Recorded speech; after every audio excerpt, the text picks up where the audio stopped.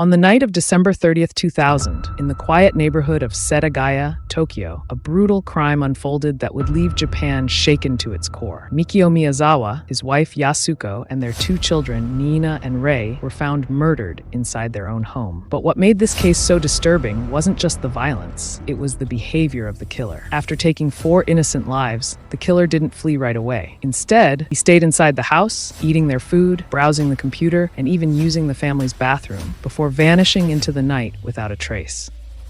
Despite one of the largest investigations in Japanese history, with thousands of officers and endless leads, the identity of the killer remains a mystery to this day. Why was this family targeted? Who was the mysterious intruder? And how could someone commit such a gruesome act, leave behind so much evidence, and still never be caught? This is the unsolved case of the Setagaya Family Murders, a very disturbing story that continues to haunt Japan to this very day.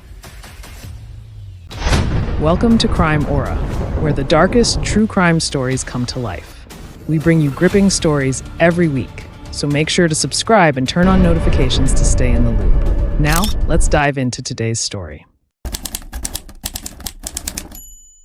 Setagaya sits just a few kilometers from the heart of Tokyo, a comfortable suburb of peaceful streets, low fences, and playgrounds filled with laughter. It was here, on Kamisoshigaya Street, that the Miyazawa family built their home. In 1991, when Mikio and Yasuko Miyazawa first moved in, the neighborhood was thriving. Homes lined the area, filled with families and the sounds of daily life. Setagaya was Tokyo's second-largest district, known for its green parks, quiet roads, and the kind of safety that made parents feel at ease letting their children play outside. Mikio Miyazawa, 44-year-old, was a quiet man who worked for a London-based marketing firm. Mikio is patient and meticulous, the kind of person who stays up late double-checking reports or polishing presentations. He wasn't talkative, but he had a calm presence and a deep sense of responsibility, both as a father and a professional. Mikio's wife, Yasuko Miyazawa, was warm and approachable, a gentle woman who worked as a home tutor, teaching small groups of children. Her students adored her. Parents said she had a gift for making learning feel easy, and that her soft-spoken kindness stayed with the children long after lessons ended. Together, Mikio and Yasuko lived a simple, grounded life. Their days revolved around their two children,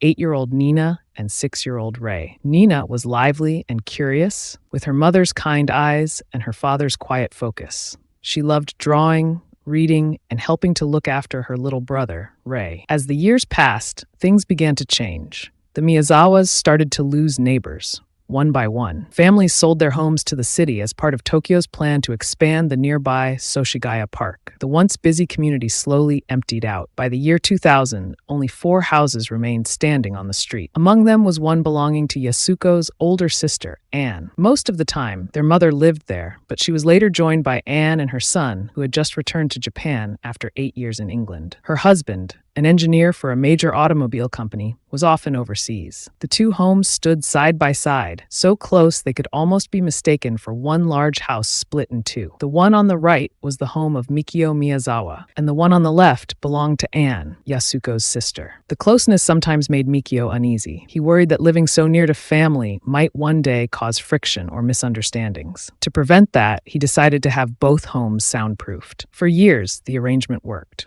Haruko, the grandmother living next door, would drop by every morning with fruit or stop in at night to say good night to her grandchildren. It was a quiet, close-knit setup, 3 generations living side by side. The Miyazawa family, like the few neighbors who were left, had also agreed to sell their land to the city, a new beginning for a family that had done everything right. The plan was to move out when the time came. It was meant to be a fresh start, but that new beginning would never come.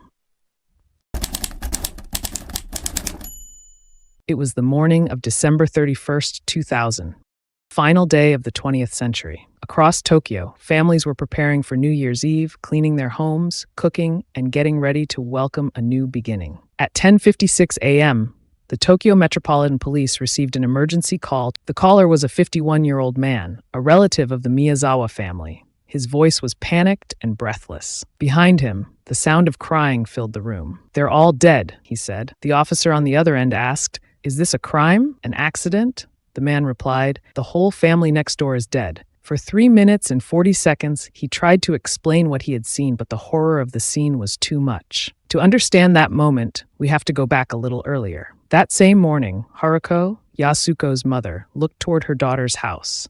Normally by this time, she sees the Miyazawa family doors opening, the start of another day. But today, there was nothing. No voices, no movement. At first, Haruko thought maybe they were still asleep. It had been a busy week, and the end of the year always brought extra work and preparation. Still, something didn't feel right. She picked up the phone and called her daughter's house. The line rang again and again, but there was no answer. Haruko tried to stay calm. Maybe the family had stayed up late, maybe they were still resting. But as the minutes turned into an hour, her unease grew stronger. Finally, she decided to walk next door and check. The moment she stepped inside, she knew something was wrong.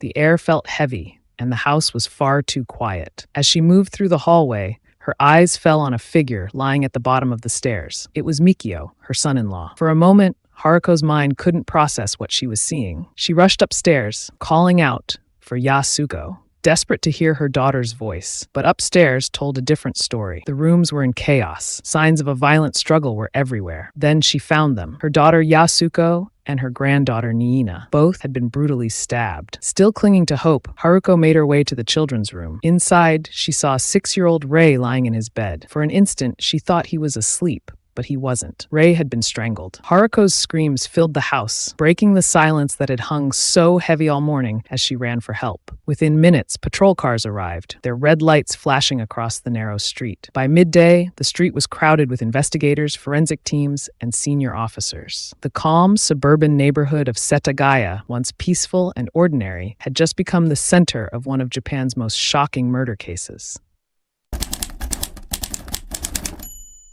Tokyo Metropolitan Police began the investigation with questions for Haruko and her daughter, Anne. Together, they tried to remember anything strange or unusual, a sound, a voice, anything out of place. Because the houses were soundproofed, no one in either home heard any shouting or fighting that night. The only thing anyone noticed was that loud thud around 11:30 p.m. Investigators debated what could have caused it, a struggle, a fall, something breaking. Eventually, they determined the noise likely came from a foldable ladder dropping down from the third-floor loft area located near the staircase landing. As police examined the scene more closely, several details immediately stood out. In the small bathroom at the back of the house, the window screen had been taken off, and there were fresh marks on the wall below it. It was through a small window in the second-floor bathroom that police believed the killer entered the Miyazawa home. Just beside that bathroom was 6-year-old Rei's bedroom. It's here, investigators say, that the killer made his first move. Rei Miyazawa was asleep when the intruder approached. Without a sound, the killer strangled him, as Rei would be the only member of the Miyazawa family who wasn't stabbed. There were no bloodstains on his body, only the marks left by the hands that ended his life. The next victim is believed to have been the father, Mikio Miyazawa. Police think he had been working on the first floor when the attack began. Mikio had fought back fiercely. He had multiple wounds, deep cuts to his thighs and buttocks, and stab wounds to his arms, chest, and face, and his cause of death was determined to be blood loss from stab wounds to the chest. A fragment of the sashimi knife used in the attack was discovered lodged in his skull. After killing Mikio, the intruder made his way upstairs to the attic, where Yasuko and Niina were sleeping together. The attic was reached by a foldable ladder near the second-floor bathroom. Police believe the killer climbed up quietly, then struck without warning. Both Yasuko and her daughter were stabbed multiple times, mostly in the face and neck. At some point, the sashimi knife broke, and the killer went downstairs to find another weapon, a kitchen knife taken from the family's own drawers. In those brief moments, Yasuko may have seen her chance. Bleeding heavily, she picked up Niina and tried to escape. She carried her daughter down the stairs, hoping to find safety. But the killer noticed them. He followed and delivered the final blows. Yasuko and Niina bodies were found crouched as if Yasuko had tried to shield her child until the very end. Niina was the last to die. Her cause of death was a spinal cord injury caused by a stab to the back. She also had 2 missing teeth, evidence that she was not only stabbed but beaten. Bloodstains on the futon showed that the attack began while they were still sleeping. Nearby, a bloodied tissue lay on the attic floor, perhaps used by Yasuko as she tried to stop Nina's bleeding. After killing the family, the murderer didn't didn't leave. Instead, he wandered the house as if it were his own. In the kitchen, he opened the refrigerator and took out several small cups of ice cream. He didn't use a spoon. He squeezed the containers and bit into them directly. For a drink, he chose barley tea, ignoring the beer and cola in the fridge. In that same kitchen, police later found a bandage, one the killer had used to patch a wound on his right hand. He then began rummaging through the family's belongings. From the first-floor storage, he pulled out drawers filled with documents and carried them upstairs. He dumped the contents into the bathtub of the second-floor bathroom. Yasuko's handbags, Mikio's wallet, their house keys, and other personal papers met a similar fate. Other items, including a blood-stained white towel and an empty ice cream cup, were also found there. What police know for certain is that the killer remained inside the house for hours. At 1:18 a.m., he connected to the internet using Mikio's computer. He stayed online for about 5 minutes, created a new folder, and visited the website of a theater, one that Mikio had bookmarked. After that, his movements are unknown. Everywhere the investigators looked, they found signs of the intruder, fingerprints and drops of blood. At first, police believed the evidence would help them catch the killer, but the more they found, the more confusing the case became.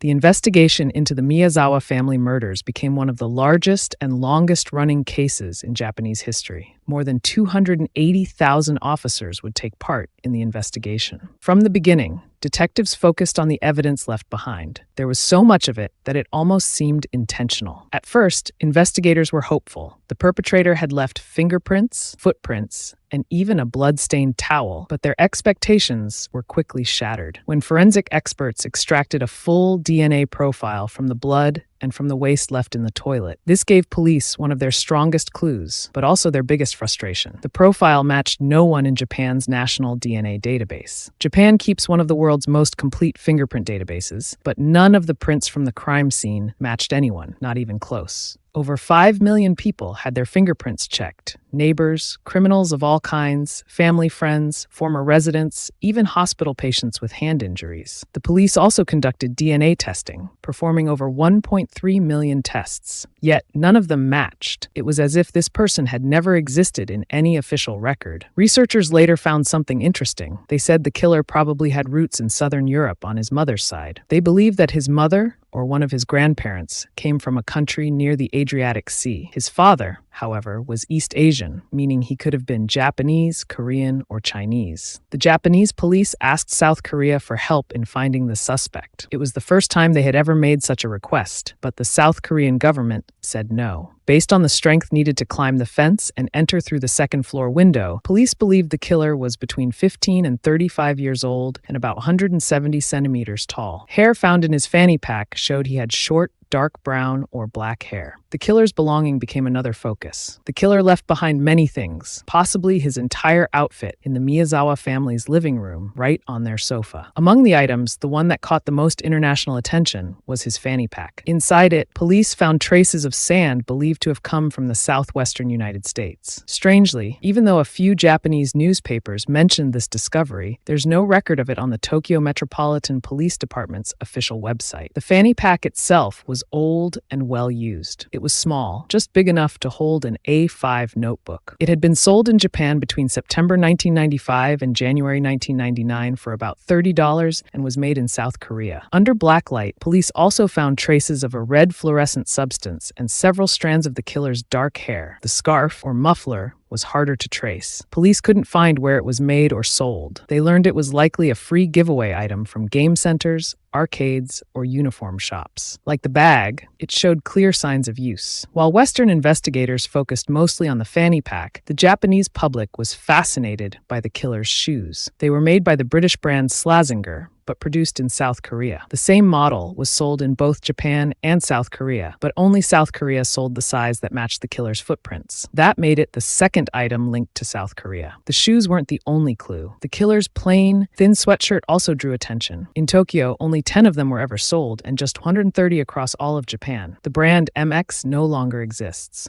The rest of his outfit included a gray knitted bucket hat, a black padded jacket from Uniqlo, and black one-size gloves. The hat was sold between September 1999 and November 2000, and the jacket, size L, was released in 2000. The gloves, made by the Japanese brand Edwin, were sold between 1998 and 2000. Some of these clothes had a faint smell of Drakkar Noir, a French perfume that's been sold in Japan since 1982. The final items that drew special attention from police were two black handkerchiefs made by the Japanese brand Muji. One of them was likely used to wrap the handle of the murder weapon. It had a 3-centimeter cut in the middle of the fabric. According to police informants, this method of wrapping a knife is often used by Chinese workers in fish factories to keep the blade from slipping while cleaning seafood. He might have left behind everything that could identify him: his clothes, his shoes, his fingerprints, his DNA, and his blood. But he didn't leave behind the one thing the police needed most: his reason for killing the entire family.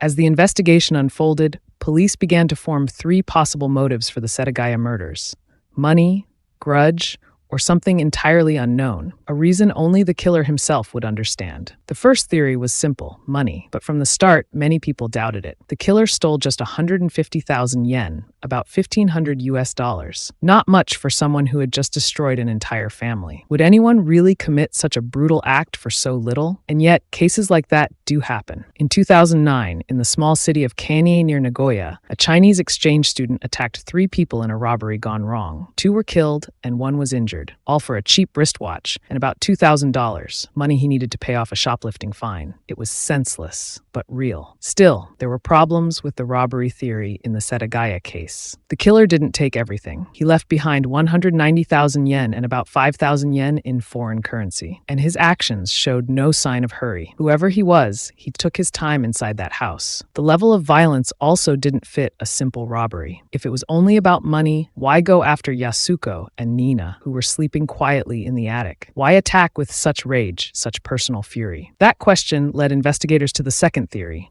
grudge. Here, the brutality suddenly made more sense. Rei, the youngest child, was strangled, his death almost silent. But the others, Mikio, Yasuko, and Niina, were stabbed again and again. Both Yasuko and Niina suffered deep wounds to the face. To detectives, this looked like anger, personal, emotional, a sign the killer hated one or more of them, or perhaps hated women in general. But still, not everyone was convinced. Some investigators believed the killer's strange behavior, throwing away his belongings, scattering evidence, even destroying things, wasn't random at all. They thought it might have been a calculated act, designed to confuse police and hide his real motive. And so, the mystery deepened. Money didn't make sense. Revenge didn't fully fit. And that left one final possibility: that the killer's motive was something we still can't name.